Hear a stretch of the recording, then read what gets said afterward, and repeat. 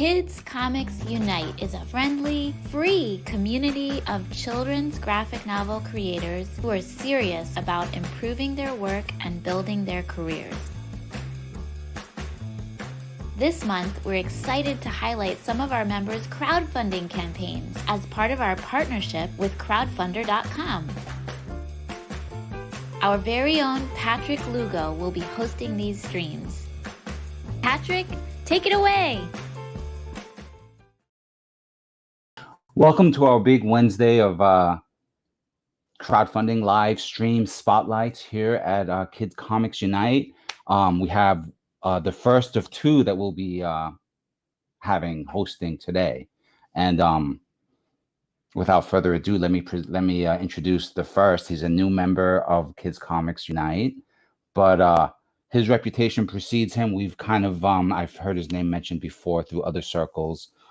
So let me introduce Jerome, and I'm gonna apologize if I get it incorrectly. Cabanatan. Oh, see, I can't even say it. I'm on screen. So sorry. That's okay, Patrick. It's thanks for having me. It's actually Jerome Cabanatan. Rhymes with banana. So that's the easy way to get it in people's heads. Yeah, I've been practicing it the whole time, but leave it to like the live stream because I think I said it earlier, but then I botched it for this delivery. So that's okay. We're live, folks. I understand what my last name looks like, so it does get long. That's 9 letters, so it's long, but people get it. People get it. Yeah, and as I think about it, this is probably not the first time you've had this conversation. So absolutely not and that's not the worst way it's been botched. So okay, well, thanks for soothing that situation. But let's get to the real deal of the fact that you're here. Welcome to the live stream. Welcome to Kids Comics Unite. I seem to recall you've only just recently joined that community, but we've kind of crisscrossed around comics for the recent past, I would say. For a good minute since COVID was a thing. I think our names have been passing back and forth with the same crowd. Right. Well, that's the thing, right? Like the whole 2020 seismic shift, happened in comics in general, and I think we're both living examples of how it like impacted individuals, and then what we as individual artists had to do, in relation to that. Do you think that'd be a fair thing to say? Oh, absolutely. The comics community, and just the medium itself, like especially the cartoonist kayfabe online ringside seats community. Shout out to everybody there, especially those guys that are going to San Diego Comic-Con. So go kill it. Yeah. But when that hit, it kind of stopped my regular work. My regular work is, like with a lot of people, they had to work from home and everything like that. I'm a Taekwondo instructor, so I couldn't go to the gym. I had to do like stuff like I teach online, which was not my favorite, but it was better than nothing. So at a time when people would just do a lot of like people's Netflix accounts were like really getting packed because everyone wanted to consume stuff. I kind of went the opposite way. And tried to create, and it was the people from that community that really helped me with the volume of my work and also the quality of my work, and just actually like seeing it, right, and knowing that somebody else cares to look at it. That was really good for up here, right? That was really good for up there, and it saved me. I'm not the only person that art has saved, right? But it was one of those things that it was very, very clear to me that if I don't know what position I'd be in if I didn't have that. Well, yeah, I mean, we're talking about just the recent past, but maybe we should wind the clock all the way back and just start with like your secret origin style, like Jerome. How did you get your start in comics? Okay. Or how did comics get you started? How did comics get me started? Well, the thing was when I was like, I started, when growing up, the Space Ghost was my first superhero that I really remember. Like before he was a talk show host, but it was the Hanna-Barbera cartoons, and then the Thundercats, Transformers, all those '80s cartoons, and then when the Ninja Turtles hit, that was the real big start. Like I wanted to be a Ninja Turtle, but I didn't have access to ooze, so my parents just put me in in the community center taekwondo when I was living in New York with my brother and my sister, and I really haven't looked back. And so from 5 years old, just growing up around martial arts, taekwondo mostly. I grew up. I made a career out of it. So I was a national. I became a national team athlete and coach throughout, and it was just pretty much and I was running after school programs too, and it was that after school program that started my first book, because when I was finished competing, I finished competing in 2011. So and I needed to do something that was not competing. I needed to grow up and have a job and all that kind of stuff. And I didn't want like a regular office job. I don't think I'm built for it. So I I put some passion in. I followed the passion, and I started an after school program, and I was making a poster to advertise said program, but I didn't know. So I looked up online, like I Googled, the Taekwondo anime cartoons, right? Just to kind of see what pictures. And I noticed that all the pictures that I would look at were used by other schools already. And I wanted to have something of my own. So I decided to just draw my own poster. And the kids started asking questions about the characters that I put on the poster, and started asking me things like, how come they have no nose, and what are their names? And it was at Yongchen Taekwondo in Toronto, and it's at it's at the corner of Vaughan and St. Clair. So the names are Vaughn and Claire. And then as they started talking about these characters, I drew those characters for like little coloring sheets of the blocks and the techniques, and those little coloring sheets turned into almost curriculum tutorials, and I ended up wrapping a story around that. So I think between my first drawing of the characters were I would say from like 2011, and by 2014 then I was able to self-publish my first graphic novel with them. And it was just that I would move those, right? I would move those but then when 2020 hit, I was able to actually put it out on Amazon, and I put the two graphic novels that I had together. I would sell them at Taekwondo tournaments, but I put it up on Amazon. It's a little bit of a bigger volume. There's a black and white version, and there's a colored version, and that became an Amazon bestseller. And I was like, oh, I'll put that, right? I don't know what the algorithm is, right? I don't have my private jet or anything because of it yet. But I got that. I got that one. I'm gonna hold on. I'll hold on to that one forever, and I will flash it out Al Bundy style, right? 4 touchdowns in a single game. I will tell everybody. I was like, yeah, Amazon bestseller, just because it felt good to do it. And when you got to do it, I wanted to do it again, and I wanted to be able to do it again and again for other people too, not just my own. And I've been able to do that, and that's a point of pride for me, and a point of a little bit of a point of expectation too. So it's not just the sales thing. It's just I want to make good stuff, and I want to make good stuff for kids, and I want to make good stuff for me. I want to make good stuff for other people. So just because it kind of expands what I do, because if I was just to do the stuff that I wanted to do, it would just probably be martial arts all day, all the time. So it's nice to have to get a story from, let's say, like, so like this is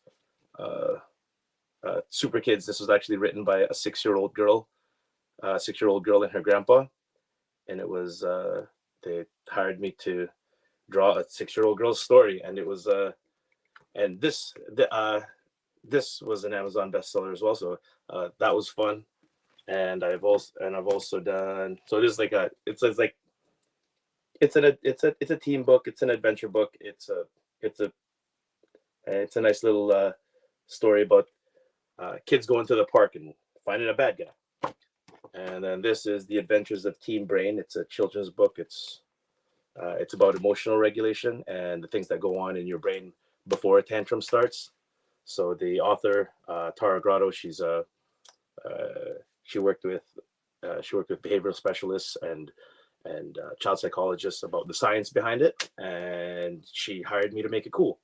And I also know her through Taekwondo, so everything's just worlds colliding. So martial and sequential arts all smashing out together, and it's kind of how I'm living. And that's awesome.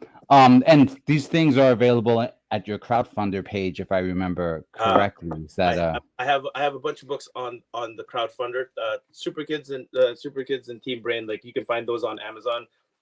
I will let the authors be able to handle all those. But if you find me at a con, I'll always have copies. But got it. But before we go further, because I know you mentioned the Taekwondo journey, and then you shared with me this cool little video that I really want to share with our viewers.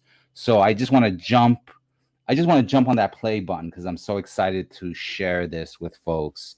So let's just jump on that, and then you could tell us, the story around that video once we finish playing it. So let me just hit play right now.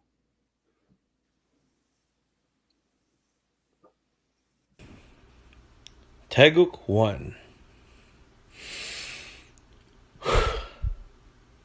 Block. Block. Block. Block. Block. Block. Block.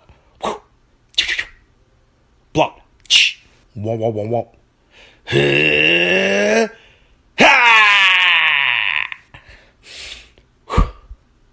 Thank you. That was so awesome. I had to get that out there because, it's that kind of creativity that I think, we want to celebrate. And I think we've got at least one response as a result. Blueface smiling. So yes, hey Bonnie, how's it going? So yeah,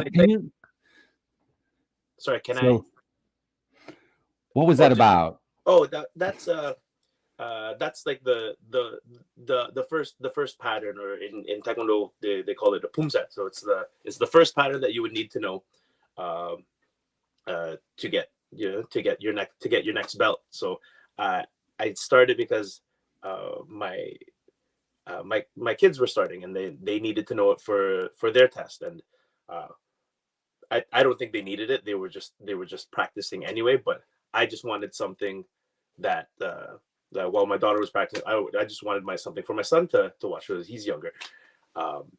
But really, when I look at it, it wasn't even for them. I like, to be quite honest, I drew it for me. There was no like, all the characters are just the characters that I like. Like, I don't think they know anything about He-Man or Panthro or anything like that. They recognize the Ninja Turtle and Spider-Man, but everybody else was just, this is me. So I just wanted to draw that out there and kind of put what's in my head and outside, and let other people see it too, because I think like a martial art, like I was high level Taekwondo and national team coach and champion and all that kind of stuff, but I'm not married to just that one. I appreciate all kinds of art, like including martial arts. Whatever it is that you take, it's just, I find that having a martial arts mentality in pretty much anything that you do is helpful, right? It's helpful. I've never seen it as a bad thing. I think the actual fighting part is, it's like the last thing. It's the last thing that people will use. Like, if you can use it to fight as a sport, but in terms of like, for like defending yourself and all that kind of stuff, it's like the amount of times an average person is actually going to use it is it's a handful of times, right? It's a handful of times, and you're grateful for those handful of times. You're grateful for those handful of times, but for the most part, what you're going to use every day is you learning something that is difficult and going through it, finding something that's hard and not running away from it, right? Failing at something and then trying it again. These are the kinds of things that I think are the most beneficial, and I think is important for martial arts practice for adults too. But if you start it as a kid and you're brainwashed early, then you look at life with a different lens, and I think that's something that I'm lucky enough to I'm lucky enough to have had. Like, I'm lucky enough that I started it early, and that I can't see things not that way, if that makes any sense. Oh, it totally does. Yeah. And, I don't know if I'm quoting maybe Splinter, talking to the Mutant Ninja Turtles, but I've heard it, and I'm sure you've probably heard a variation of it, right? But when we talk about martial arts, right, the first opponent you face is yourself, right? You've probably heard that somewhere, right? Where the enemy is laziness, or the enemy is disinterest, or something like that. Like, it's first and last, right? It's first and last, most important. It's the one. It's the one that'll beat you down. It's the one that can pick you up, and it's important to know who that is. And I think with sports and martial arts martial arts and sports in general, I find that you really get tested, right? You really get tested, and it's something. I know, yes, there's art and stuff, but the thing is, with a lot of times with art and whether it's with music or visual or whatever, you have the option to put it down, right? You have the option to put it down, and like, you can say, "Oh, I quit." It's easier to quit a drawing than it is to quit in the middle of a soccer game. It's that feeling of just get it done, right? Get it done first. Like, that's why, even with martial arts, there's a lot of athletes that talk about, they're like, there'll be no fighting in their sport, but then they're like a runner, be like, "Oh, I'm fighting through it. I'm a fighter," right? Because you kind of have that mentality, right? When you're martial arts, like, that is your sport, so you kind of have to deal with it, right? You kind of have to deal with it. I think maybe another one is like swimming. You can't just quit in the middle of you can't just quit in the middle of a thing. Then you're sinking, right? But that's how I feel. I think physical health is very, very tied into your mental health, and martial arts is a really, I find it's the funnest way. It's the fun. If someone can find it playing softball or baseball, go ahead. But all power. But I just feel like if you have an activity that you really, really enjoy, and you pair it with a martial art, I think it'll work both sides. And I've taught a lot of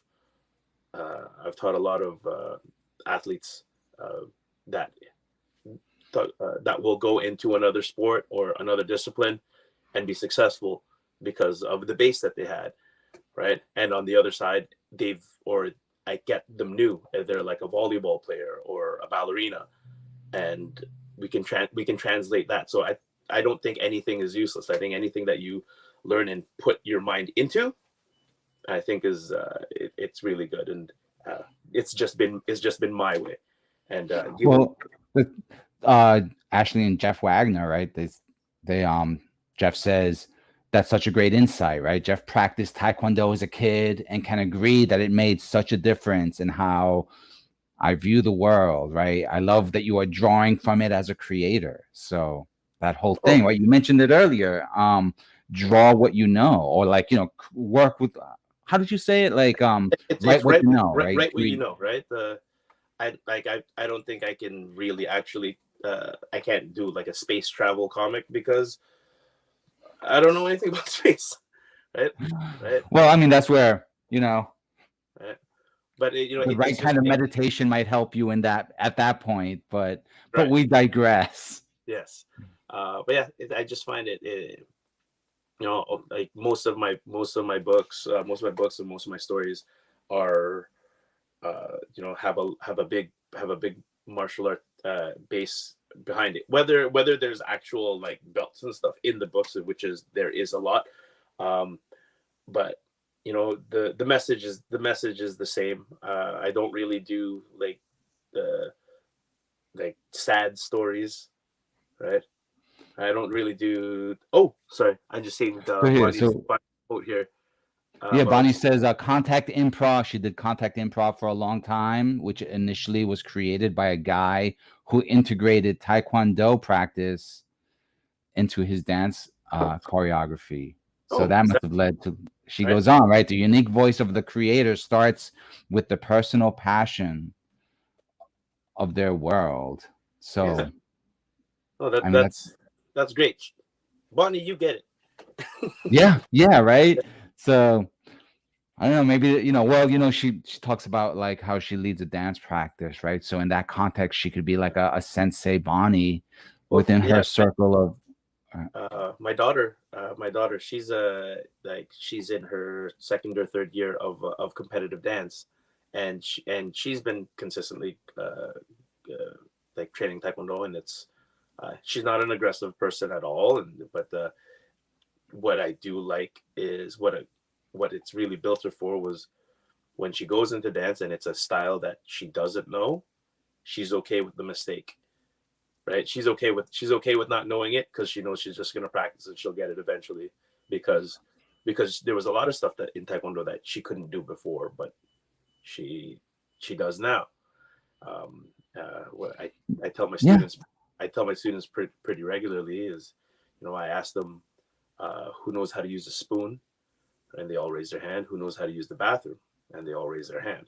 And I'll tell them, especially when their parents are there, well, I bet you when you were learning how to use a spoon and you were learning how to use the bathroom, you were making a huge mess and you didn't know how to do it. And you tried and you tried and you tried, and your parents still took care of you and you still had to do it. We couldn't just say, oh, you're going to be in diapers for the whole, you know, forever now. It's like, no, you had to learn how to do it. And just knowing that, oh, we got to get the job done. That's kind of what I would like that's what I would like people to feel after they read my comic, right? It's like you can read it and whatever the story is, but when they're done with it, I hope that they think about, oh, I can do something else. I can do something that's hard, and that's what I look for with my comic. On top of just like being entertained by the fights and the jokes, and right, it's funny, that kind of stuff too. But I want people to enjoy enjoy the difficult stuff, because you're going to be most proud of yourself on the difficult stuff that you do, right? Oh, sorry, I'm not hearing you. Okay, perfect example, right? The willingness to make mistakes. That's what I was about to say while I made the mistake of leaving the mute button on. But I think that's the thing that, like you were saying, right? Martial arts makes you willing to make mistakes, right? And that's such a valuable thing for cartoonists and for artists in general, right? The willingness to get their stuff out there, you know, even if it's not like 110% perfect, right? Sometimes you just got to meet that deadline. It's done is better than perfect. Right? Done is better than perfect, and I know with my interactions with different cartoonists and authors and artists, is once they get past that fear of of getting something done and putting it out there for people to see, they get caught up in a whole different block and a whole different fear of I'm not good at salesmanship, or I'm not good at marketing, I'm not good at putting stuff out there. And I agree. I completely feel that insecurity of not being able to push it, and not knowing how to market and advertise in this weird space that we have of indie comics.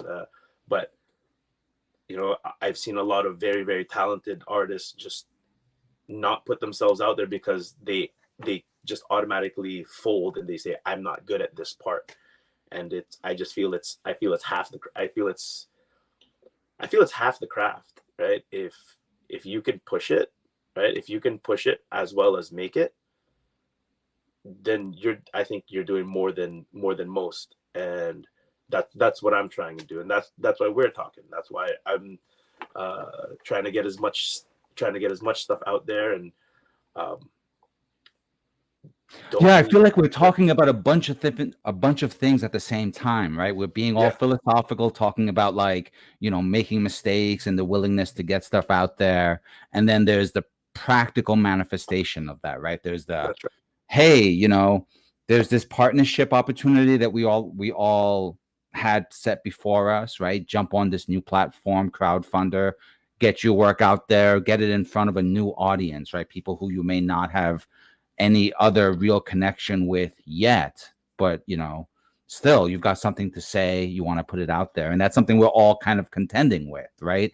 Especially in this new world that we're existing in post pandemic, and that shift in the way people consume, what people want.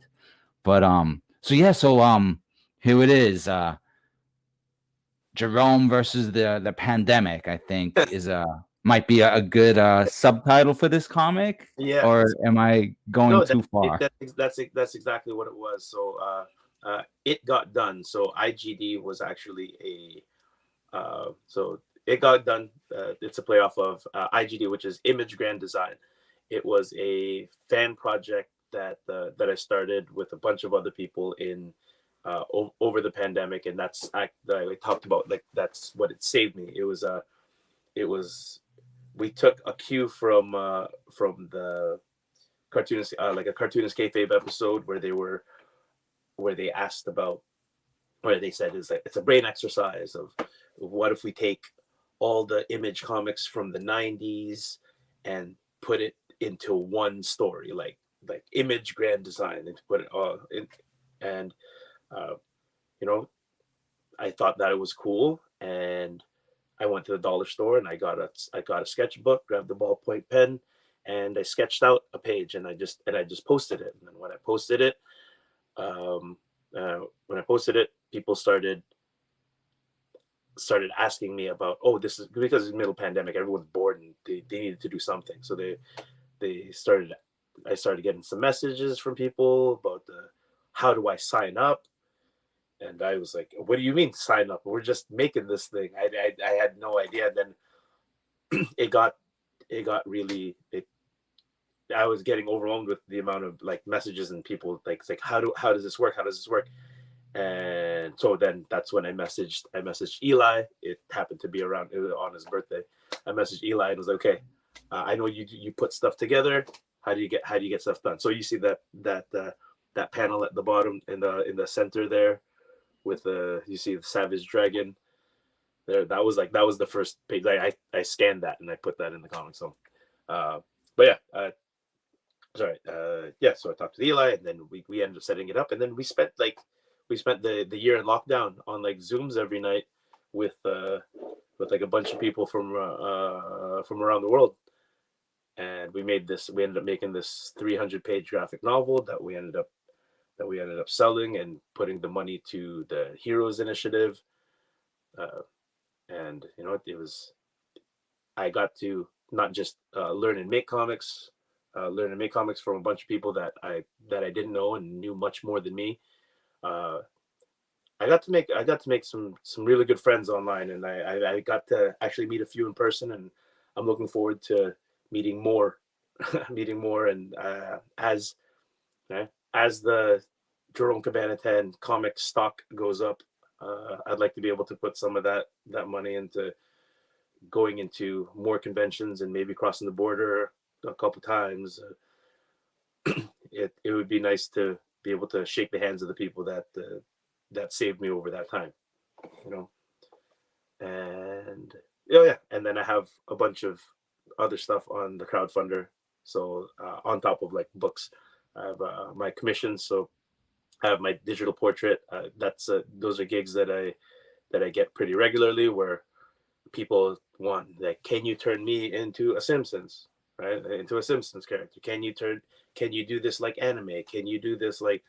And I just feel like I'm at the point where if someone says, can you make, I'm already saying yes, right? Can you turn me into, yes. What about, yes. Like that.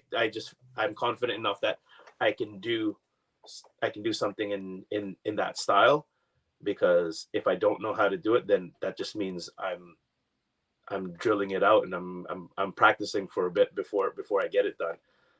I've gained confidence enough that, and I have clients that have been happy with everything that I've done, with whatever they've asked for. So,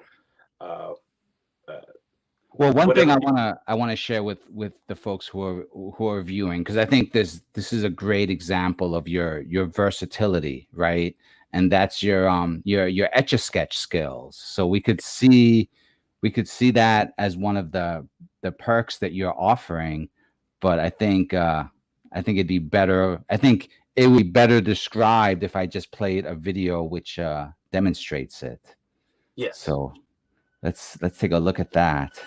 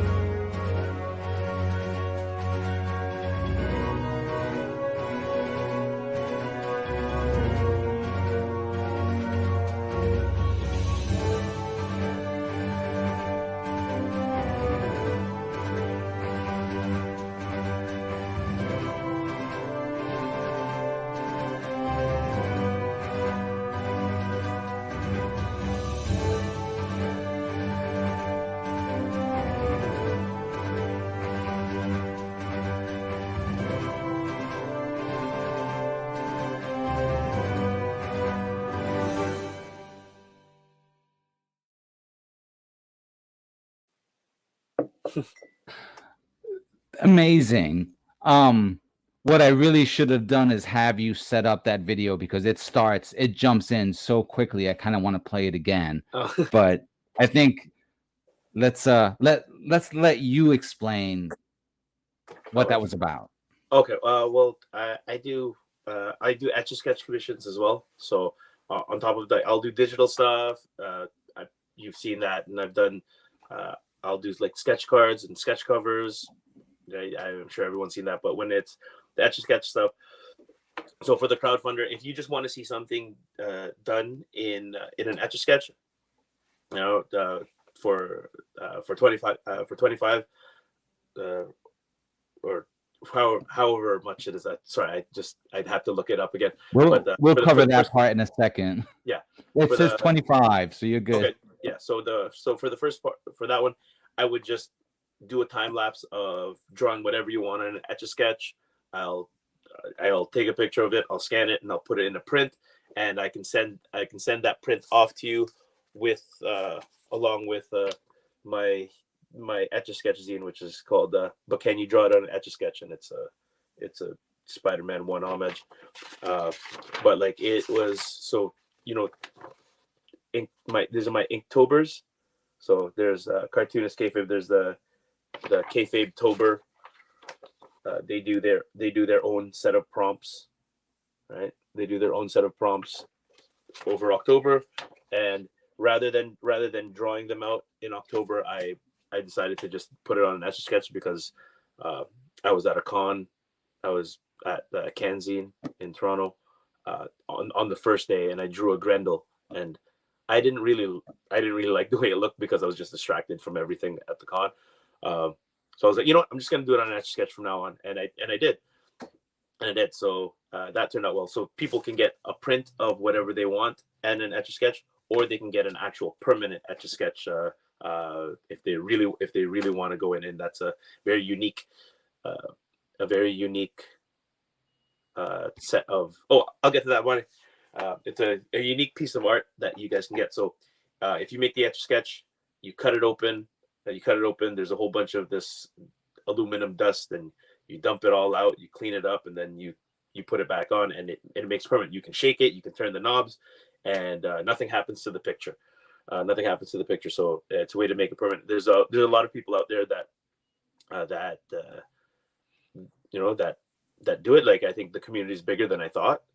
But I'm the one that's on Crowdfunder, and I'm the one that will draw whatever you want, and the price goes up after this. So this is just something that I can do. So if you have, so if, let's say, if you want like a variant cover for your book, but you want it as an Etch-a-Sketch, I can send you that file. I'll send you the time lapse. I'll send you that file. I'll send you the print, and I'll send you a zine. But if you want to get something permanent, let's say it's a gift, right? It's a gift. You want somebody really likes, I don't know, Bluey. I don't know, Bluey or Bone, right? They want something out there. I will do it up on an Etch-a-Sketch. I'm as confident on an Etch-a-Sketch as I am with a pencil. With it, it's just another tool now for me.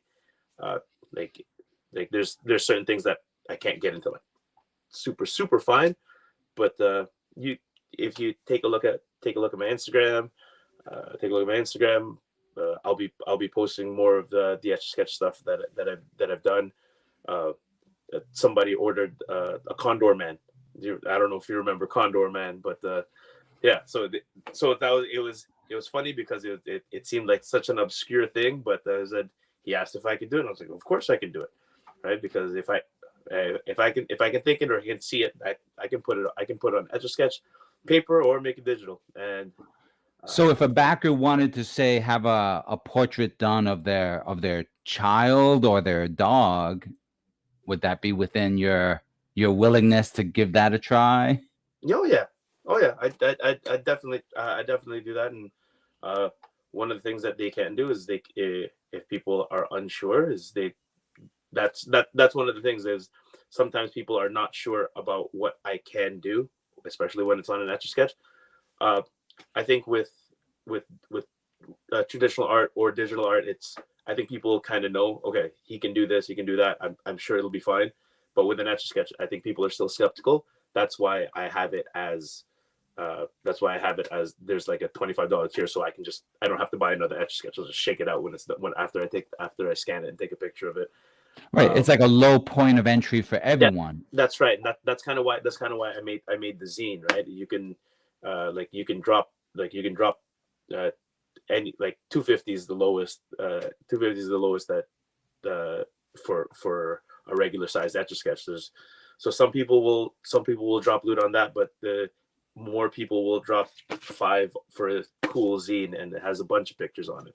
But if it's something that people want as an art piece, right? As an art piece, then it's something that is it's unique and it's something that I can offer. I think I'm pretty unique with all my art in the first place, but the Etch-a-Sketch stuff is like it's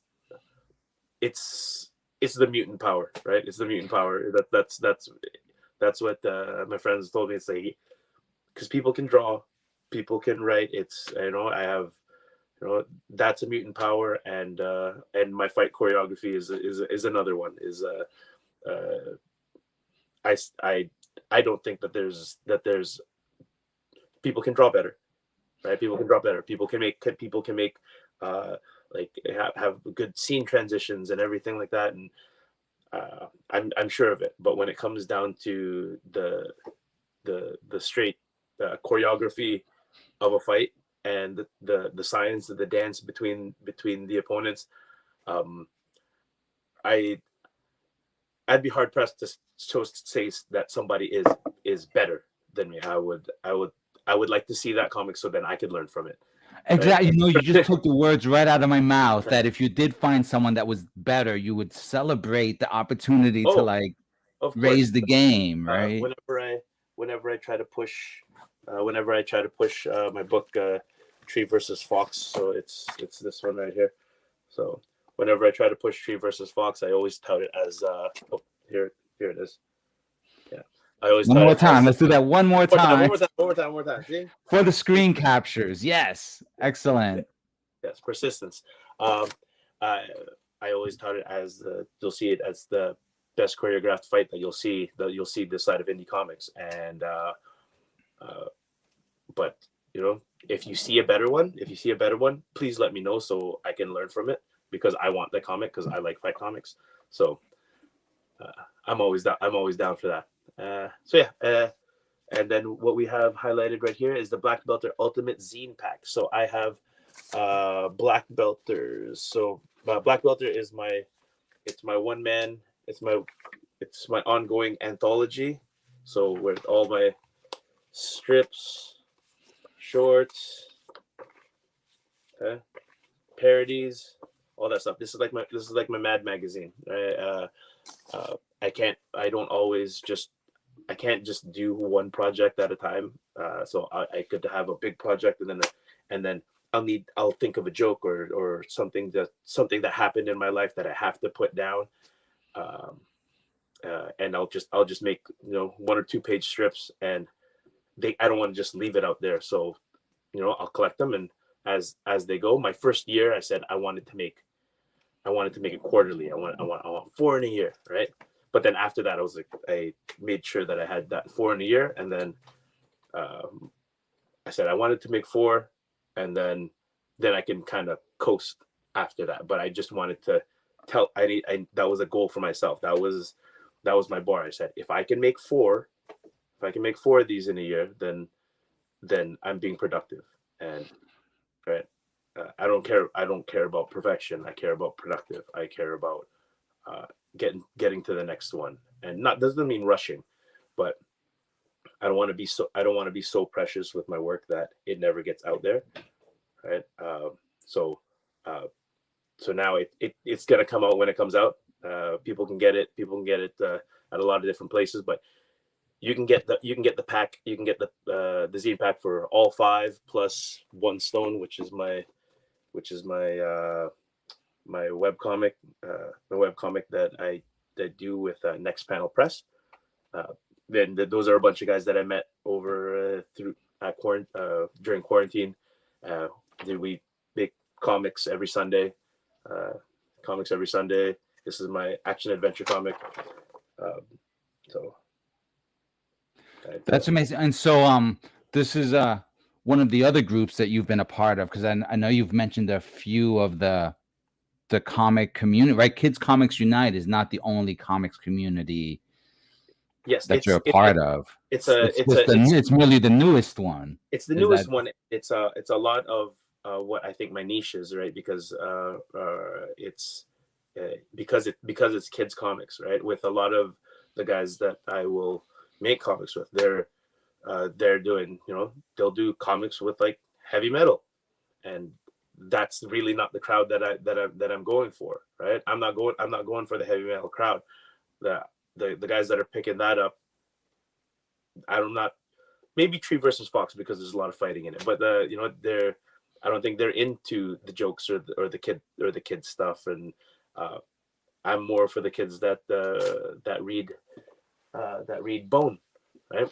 That read Captain Underpants, that really like Raina Telgemeier, right? So I'm even in those communities, I'm unique in that sense where I'm not looking at all of them.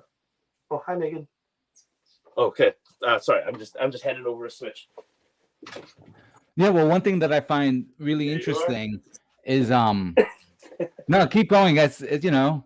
You're a dad, right? We get that. Yeah, so kids comics. Yeah. Yeah, it's all good. But the cool thing that I wanted to mention is that within the community, right, there are people who are, you use the word precious, right? And there are people who are very, and children are precious, right? But people can be very precious about their art, right? And comics take a long time, but what you're bringing is like that indie comic, the zine-ster energy, where you're just getting the stuff out, and it's smaller scale. I mean, those a lot of the books that you saw were more on the smaller scale than your typical comic size. Yeah, it's they're zines. They're by 8.5 by 11, 8.5 by 11 pieces of paper that I'll print at my printers. Shout out James. So he's at Envoy. He's down the street from me. I will print comics while making comics at his place. It just feels, I feel like I really hit a sweet spot when it comes to that kind of stuff. But yeah, I will do that, and I'll save him some time. And I was like, I'll staple it, I'll cut it, I'll fold it, I'll do all of that, right? Because it's something that I want to do. I think for as long as I can, I want to be as much hands-on and as much home-cooked meal before I get to a McDonald's level. I want to have my hand in as much as I can until I can't, right? And I mean, you learn so much that way, right? And that's one of the things that's so profound, like that energy and that willingness to make mistakes really lets you like find new ways to get your stuff out there, find new audiences or new formats. Helps me think, and even it makes things, I think, when people see the action, when people see about the action that I like when I'm creating, and they see the videos of me, like just of stapling and folding and cutting and all that kind of stuff, it becomes accessible.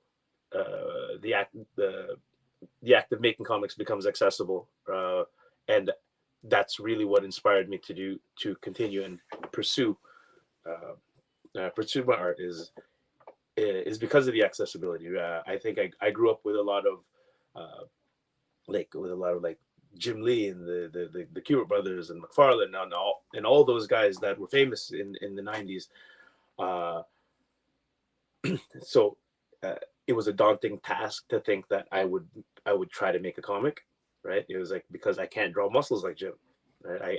I don't know how to do all that. I don't know who can teach me how to do that even. But when comics is so much broader now, right? Comics is so much broader now that it's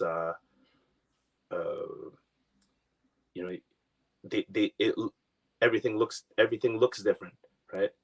You can have, right, like you can have someone, you can have like a you can have Dave Cockrum, right, but you can also have Dave Pilkey, right? Right, people don't like it. When you see the old X-Men stuff, it's kind of hard, right? It's like, oh, I got to do that. But then when you see Pilkey, and kids love it, right? You have to find an audience, and the kids love it. And to me, I find like the most people that I come across is a lot of my students, and a lot of them are kids, and almost all of them read Dogman, right? And they find it hilarious, and they find me pretty funny too. So it's one of those things, like, I like, if I'm not trying to write for that or create that, it's I'm missing an opportunity. And that's what Haya the Handbook is. Haya the Handbook, that was my last crowdfunder for the book, and it's a celebration of martial and sequential arts. It's about a kid that's a tree, and he wants his next belt, but he gets distracted by comics, right? Like reading them, making them. So I think I can relate to it, and I'm sure a lot of other kids do. And then there's exercises in there about how to make comics, how to write stories, how to draw, and then there's also parts in there that have a lot of the martial arts techniques and a lot of action and training, and the whole thing is about goal setting and taking little steps. And you can dream big, but you got to walk small, right? And it's that kind of mentality of looking far, but you only got to take a step at a time. That's the main gist of the book, and it's right here. This is my dummy copy that I printed from James, but I will have this out soon. Okay, so all the people that was the reason why I did this. I made the book for the crowdfunder in May. My goal was to like do all my edits in June and July, and then by the end of July, send it out. And right now I'm on those last few edits, and I'm very, very excited to get people to see it. And I think I saw Bonnie. She asked about the Tree versus Fox. She did ask about what was Tree it? versus Fox. Tree versus Fox. Yeah. Tree versus Fox. The Tree versus Fox is my magazine size black and white the martial arts super fight. It's the same characters that I have in Tree Kids. It's the two characters that I've had in Tree Kids of Troop 44. This was the one that you see on Amazon, the one that I said that was from the after school program, right? So it's kind of a sequel to that, not a full like it, you don't need to like have another. You don't need to, like, if you want to buy it, you can buy it, but I'm not going to stop anybody. But it is a standalone book. It's a 44-page fight on the outside, right? 44-page of fight on the outside. A lot of action. I don't think that like, once again, I don't think you'll find a better choreographed fight. But the message is about keeping strong and keeping up with and facing challenges and iron sharpening iron, all these martial arts things that I'm trying to express in my art. And I think this is one of the ways that I can do that. I'm quite good. I'm confident saying that I'm quite good at what I do when it comes to being a martial arts instructor and a coach. But there's only so many people in a room that I can have at one time. So there was always this thing in my head. I was like, how do I duplicate myself, right? And yes, you can have other instructors and you can do all that, and obviously those are the things that I'm trying to do. But I find with art and comics and reading, that is another way that I can duplicate and multiply myself more. So yeah, that's pretty much everything.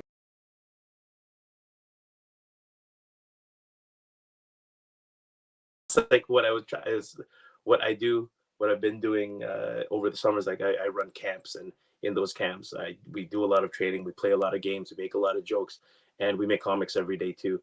So so all my books are it's Jerome on paper, and I hope people can feel that when they're reading it.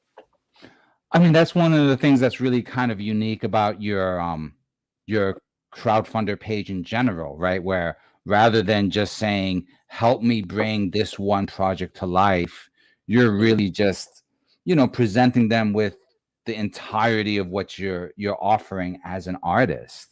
Yes. And then they can, if they just want a little taste, they can grab a zine. Yeah. If they want the full library, and it wouldn't be the first time that a backer has come and just been like, give me one of everything, Yeah. so Yeah. those are Yeah. always a welcome sight. I didn't want to just I didn't want to over push this one so much because I was pushing hard for the High the Handbook, my previous crowdfunder, and that was just in May. I wanted to take advantage of the Kids Creator Spotlight in July, but I also didn't want to just push that book again.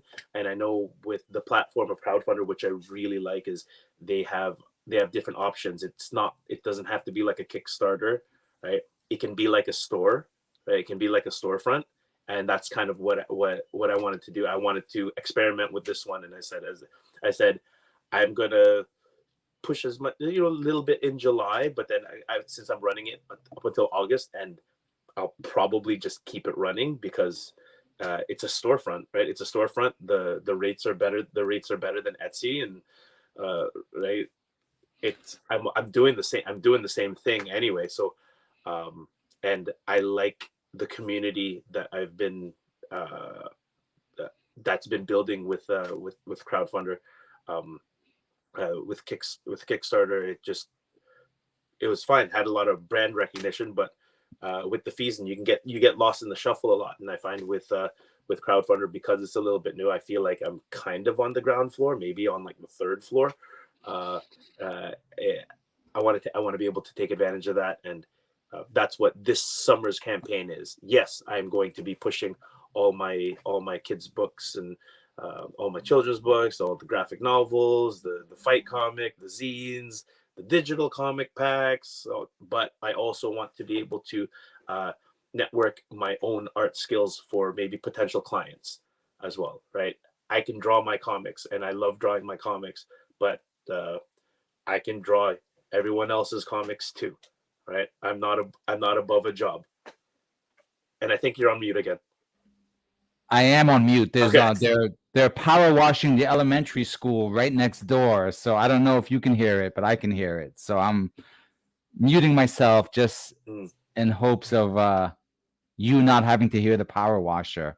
But I digress, because the thing I really wanted to mention, right, is a lot of people fixate on the funds, right, when it comes to crowdfunding, but everyone knows you got to bring the crowd, right? So sometimes it's not about the funds, it's about the crowd, and that's something that, and that's what it is. It's like, because there's funding, like you can get the funding from the one person, but if I get a little bit from a bunch, then it's building the crowd and building the fan base, and that's what I'm more concerned about right now, because the funding for that one book for High the Handbook, it's done. I don't want to hit up more people just for that one book, because it's done, right? But I will hit you up for all of my other services too, because I am able to do that. If you like, I think if someone has a book and they have an Etch-a-Sketch cover, right? And like an Etch-a-Sketch cover, that might bump theirs a little bit more, right? And I think rising tide raises all ships, and that's what I'm trying to do with this whole crowdfunder thing. Having people see what I do, having people see what I've done, and hopefully maybe them following me so they can see what I will do. 100%. And then also there's just the, like, you have your audience that comes with you, right? So anyone else who's out there who's like planning their crowdfunder, their campaign, and they're like, there's that unspoken rule where, well, if you get an alternate cover, that's a way that you can, increase your options in terms of what you're offering. And then so finding someone who can show up and not just present, oh, hey, look at this cool ultra unique cover, but also, knowing you, because I already, if you get commissioned to do a cover, you're like me, right? You're gonna make a point to like let everyone else know that cover is available on this project. And so it's not just the uniqueness of the cover, Etch a Sketch cover or whatever.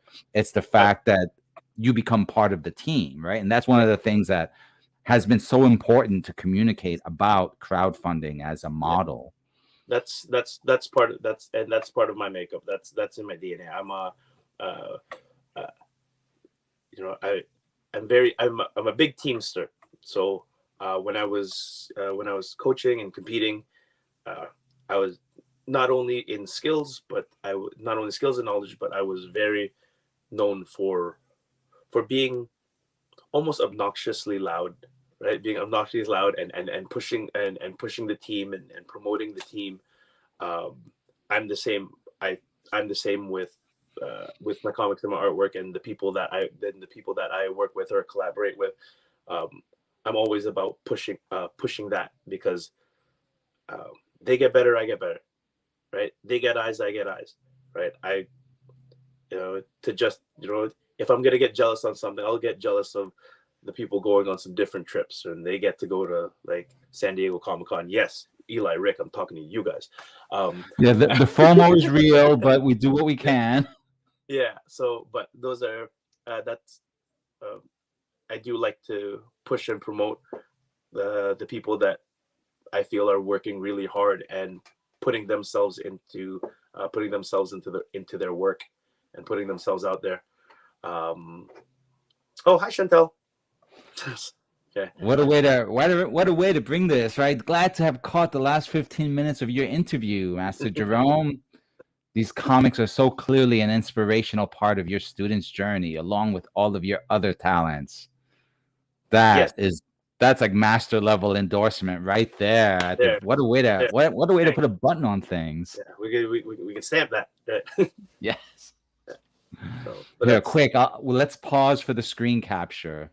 Right. Okay. All right. That's awesome. So we have hit the 102 mark. Can you believe it? It's been an hour like that. Oh yeah. And we time barely when I'm rambling. So I know I haven't even asked you like what your favorite kung fu movie is or anything. I've been good. Oh, well, Shaolin Master Killer. Easy. Yes. Nice. Excellent. We'll have to take the conversation about the 3-section staff over to like another show. I'm down for anything. Anytime I can put put my tag, put a link, show off a book, right? Talk about something. Right. I take the opportunity. There it is, the comics food show. I'm down. You just let me know when. Then we can push more of this stuff too, right? That's what 100%. Right? 110%. This has been so fun, and like I said, we could keep going, but we've got another live stream in a couple of hours, so I've got to actually prepare for that. But I want to give you the chance to like let folks know anything else we covered. I kind of shared your Instagram tag right here. Yep. But I want to give you first of all, I want to play one of your videos again to end this with. So let me know which one that should be between the two that we've played so far. Oh, and then I think that patterns one is a good one. Because that one was done with minimal stuff. If you can't do something on an etch sketch, you could do something with a Sharpie and a piece of paper. And I'm trying to always make art, whether it's sequential or martial, as accessible to everybody as I can. And you know what? And it's really thematically appropriate for us here at Kids Comics Unite, right? Because one of our main missions is to educate, right? So, people may not even realize that they're getting an education while they watch that video. Yeah. Which is another beautiful thing. But Jerome, this has been really awesome. Any last words before I hit play? Nope, just check it out, crowdfunder.com/artofjromecab, like it says at the bottom. You can get anything that you want. I can do commissions, digital, traditional, even Etch-a-Sketch, and you can get a bunch of my books. And when you get something from me, you don't only ever get just what you ordered. I'll always throw in something. So I'll leave it at that for now. That's awesome. Okay, so I'm gonna hit play, and you just hang out for a minute in the green room while we do the wrap up sort of thing. And for folks who are still interested, I've got a special impromptu surprise that I want to share. Think of it as like a Marvel after credits kind of sequence. If you want to stay for that very last bit. But first, let's all learn a little more Taekwondo. Taeguk 1. Block. Block. Block. Block. Block. Block. Block. Block. Womp womp womp womp. Ha! Thank you.